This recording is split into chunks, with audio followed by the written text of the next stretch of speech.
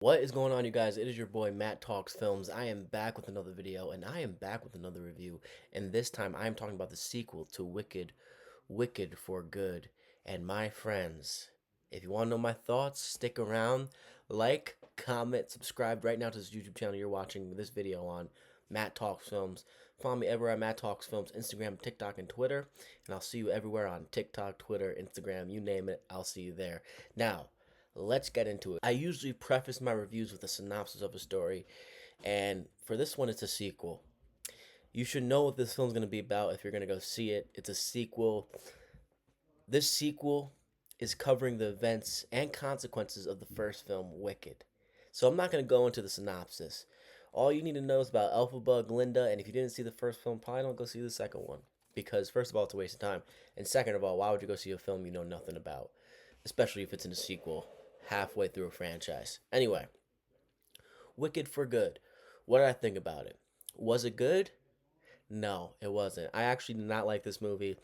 It was a hard watch, it was a bad time, and it was lackluster and underwhelming. I actually was a big fan and proprietor of the first movie. Others hated it, people liked it, people glazed it. I liked it. I enjoyed it. I loved watching the two talents of Cynthia and Ariana Grande on screen, and I thought the musical numbers were great. I thought they were terrific.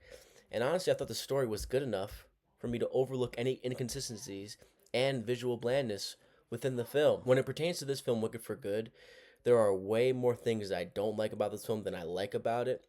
So let's talk about what I liked about this film. First of all, Cynthia Erivo continues to be great as Elphaba. She is an amazing talent. Whenever she's on screen by herself or sharing the screen with Glinda, aka Ariana Grande, the film is excelling. It just is. They are both great talents. They can sing greatly, and they are good enough actors to handle the roles, their respective roles, the right way. And Cynthia Erivo continues to handle this role as Elphaba correctly and justly. Ariana Grande continues to be the perfect casting for Glinda. She is perfect. Cynthia Erivo is great as Elphaba. They are both perfect castings, but Ariana Grande is the perfect casting for Glinda. She is bubbly, she is personable, she's the funniest thing about this film. She is charismatic, and goddamn it, she might be one of the most talented singers on earth, if not the most talented outside of Cynthia Erivo. Ariana Grande, man, I love Ariana Grande. I love watching her showcase her talent, and I love watching her sing because it's effortless, but it's also at the same time captivating. Same can be said for Cynthia Erivo. And here's what else I like. Jeff Goldblum, great as the Wonderful Wizard of Oz. I think he's really good. I think he's the third major bright spot on the supporting cast. Everyone outside of these three are underwhelming and lackluster and don't match up quite well with the three main headliners in Goldblum, Erivo, and Ariana Grande.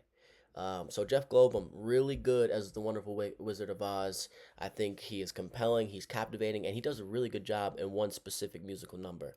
Particularly Wonderful, which is my favorite musical number in the entirety of this film. Not only cinematically when you're watching the sequence unfold, but the performances by Goldblum, Cynthia, and Ariana are terrific during the musical number of Wonderful. What else did I like? I didn't like it, but this is a major improvement upon the first film. The major critique of the first film, and particularly mine, was how visually bland and underwhelming the visuals were in the first film. It lacked color, it lacked soul cinematically and cinematography wise. Now, when it pertains to the second film, there are major visual improvements. There is more life in the shot selection, there is more color, and the cinematography is better. However, it doesn't make up or allow you to overlook the rest of the flaws this film has, which we will get into right now. So, what did I like about this film? Pretty much everything outside of what I just said. I mean, I thought the supporting cast was extremely underwhelming in this film, and they are overly overshadowed by the three main headliners in Grande Arrivo and Jeff Goldblum. I think particularly Michelle Yeoh gives a really bad performance as Madame Marble. She is bad. There is no villainy on display from her. She is not striking fear in your heart or caring about her arc in this story. She is just Michelle Yeoh. And I think Michelle Yeoh is checked out in this performance. She gives a bad performance, and her part of this movie is one of the worst. Whenever she is on screen, this film goes majorly downhill. Ethan Slater as Bach, aka Tin Man, later in the film. Ethan Slater, listen, he's a talented guy on Broadway. He is seemingly talented singing, and he seriously has the chops to be a Broadway actor for the rest of his life if he wants to. He's just not good here. He's not made to be on film and to star in big pictures. He does not have a good enough cinematic presence to me, and his talent does not shine bright over his inconsistencies or lack of prominent qualities that he should have in this role he is in. I think he is not good. Whenever he is on screen, this film goes downhill. Ethan Slater, just wish someone else was casted in this role, to be honest. He is a complete misfire as Bach. Marissa Bode as Nessa Rose is horrible in this movie. I saw Jimmy Fallon, I think it is, maybe Jimmy Kimmel, I got those two mixed up, praising her on the red carpet and saying she gave a great performance. That is quite the contrary. She is not good in this film, and she's underwhelming. Whenever she was on screen, I hate it.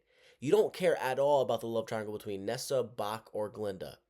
You don't care about her beef with her sister Elphaba. You just don't care. And one of the major problems, as you see me go over what I didn't like about this film fails to elicit care or emotional attachment from you. Ethan Slater and Mr. Bo just fail on a lot of levels here, in my opinion. Those aspects of this story, Bach and Nessa, are just the worst parts of this movie, in my opinion. Jonathan Bailey as Furio is not bad. He's Elphaba's love interest. He's in a love triangle with Glinda, Elphaba, and Furio. But ultimately, is he great like others are claiming him to be? I don't think so. People thought he was great in Jurassic World, the newest one.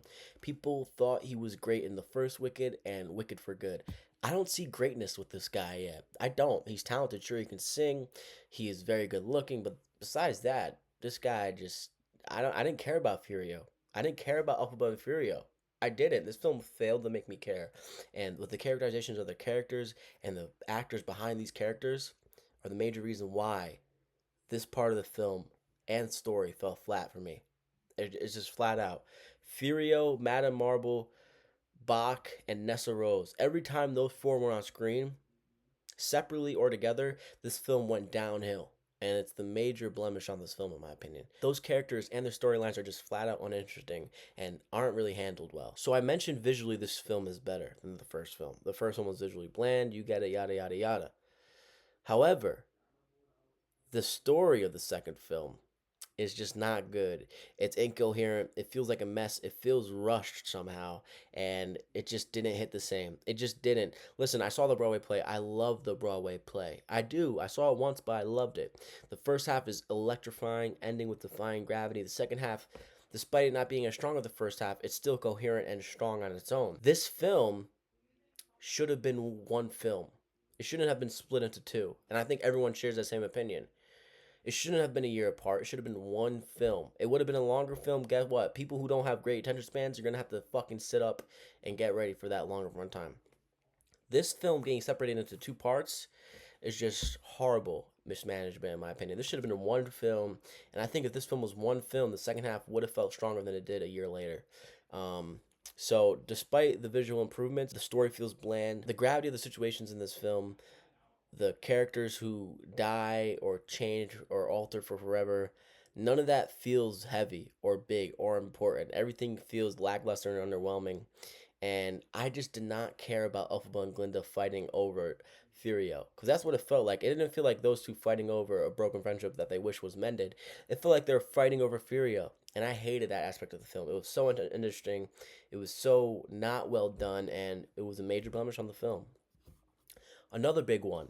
Listen, I'm a big Defying Gravity guy. Listen, I'm a theater kid at heart. In case you didn't know, I did theater as a kid, okay? I was a part of the Lollipop Guild. I was a flying monkey in the Wizard of Oz play. I did a plethora of other plays growing up. I was a film camp nerd. You'll find that out as soon as you start to watch this channel more, hopefully. But as I became a young teenager and a young adult, I tried to shy away from being a musical kid and theater kid, but I still love theater and musical. As I get older and more secure as a young man, I know I can say that comfortably and I can say that out loud because I love musicals, I love theater, and I love being a movie and theater kid at heart. With that being said, there are no show-stopping musical numbers in this film. The best musical number in this film, in my opinion, is Wonderful, performed by Goldblum, uh, Arrivo, and Ariana Grande. That is the best musical number of the film. Not only cinematically, because first of all, it looks perfect. The colors used in that sequence and all the moving no motions of that scene are perfect. I actually really love that sequence and part of this film. But outside of that, I can't tell you a memorable song or musical number in this film.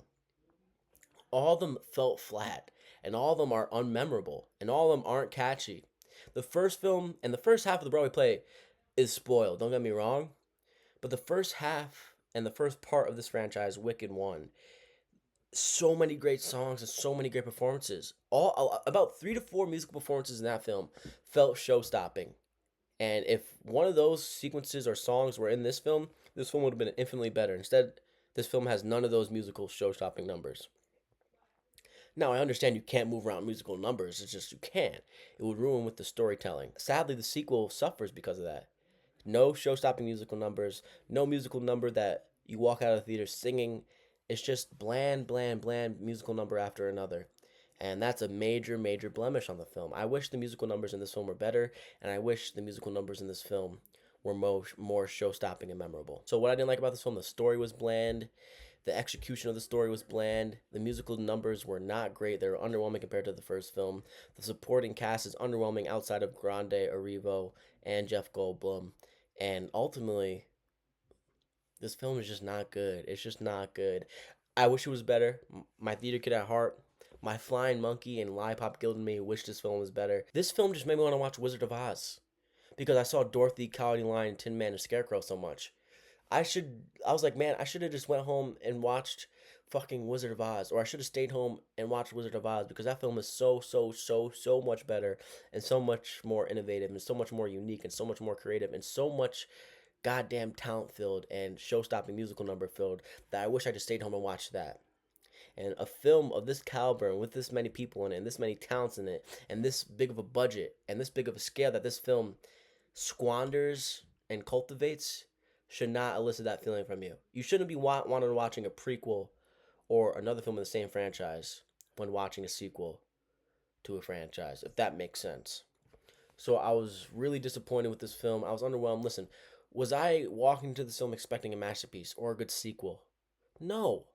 But I wanted an entertaining, fun time with some good musical numbers and some show stopping ones, and this film had none of that. Outside of Grande, Arrivo, and Goldblum, there's nothing for me to garnish here that say that I really loved. And I don't really love those 3 performances. I just think they're the best out of a crop of bullshit. Sorry to be so blunt, but it's just true. Listen, last year the first film in the franchise Wicked was nominated for a lot of Oscars. If this film gets nominated for a lot of Oscars like last year, and most importantly, if John Chu gets nominated for Best Director and Wicked for Good gets nominated for Best Picture, then what the fuck? It's a travesty, it's a misfire, and it's a crime. It's a malpractice to the world of film. There are so many better films this year that deserve that nomination than Wicked for Good. There are so many better films made by better directors than John Chu that deserve that nomination. So John Chu should be exempt from nomination for Best Director, and this film should be exempt from Best Picture nomination as well. It's sure as hell not going to win it. I'm actually curious if Ariana Grande and Sita Arrivo get nominated for Best Actress and Best Supporting. They don't deserve to win it, but they probably should be nominated because of how talented they are. But yeah, man, I don't see this film doing nearly as good as it did at the Oscars last year. Last year they won Best Costume Design and Best Production Design. I guess it could win the same this year, but I don't think so. I really think this film is not going to have 10 nominations again like it did last year. So, ultimately, I give this film a 2 out of 5, a 4 out of 10, and like a 40 out of 100, maybe 35. I did not like this film. It was boring. It was bland. There was no show-stopping musical numbers. The actors outside of Grande, Arrivo, and Goldblum were underwhelming. And ultimately, this is an underwhelming sequel. It kind of feels like they're going to make another film in this franchise, and I hate that. I just hate it. They're going to make another film in this franchise, guys. That's what this feels like. That's what this film gave off to me in its ending. I know that this film ends the same way the Broadway play did, but come on, dude.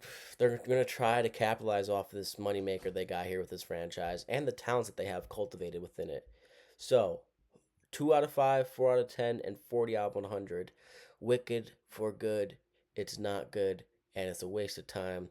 But go see it if you saw the first movie, and if you're a fan of Wicked, just go see it and see how it ends. The ending to this franchise for right now is underwhelming, unsatisfying, and unfulfilling, and you kind of leave the theater going, what did I love from this movie? Or at least I did. So it is your boy Matt Talks Films. Go see this film to gain your own opinion, but guess what? This is my opinion. 2 out of 5. You know the drill. I did not like this movie. I wish I did. I might be one of the only people in the world of film who watches films consistently that still love musicals. I'm craving for more musicals. I'm craving for more originality in the world of musicals, and we haven't gotten that since La La Land, in my opinion. But that's a story for another day. That's one of my favorite films of all time, and that's a film that I can't stop talking about enough.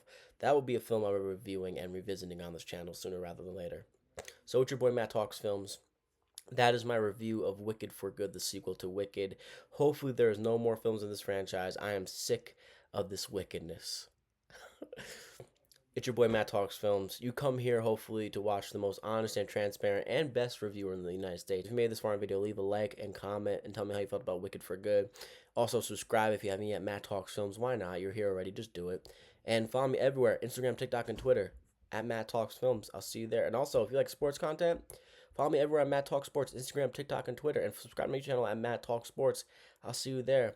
Now, I might see you later this weekend, honestly, for my review of Rental Family, the new Hayakari film and Brendan Fraser film, because I really love that film. And this was a huge weekend for big movies, and Rental Family and Wicked for Good were the two biggest movies this weekend. Obviously, Wicked for Good being the most profitable, but anyway, Rental Family is the better one, and I want to talk about it with you guys. So, if I don't see you again this weekend, I'll see you next week. Do I go see Zootopia 2 by myself? High as fuck? Smelling like reefer? That's to be foreseen. It is your boy, Matt Talks Films, and I hope you had a wicked time watching this video.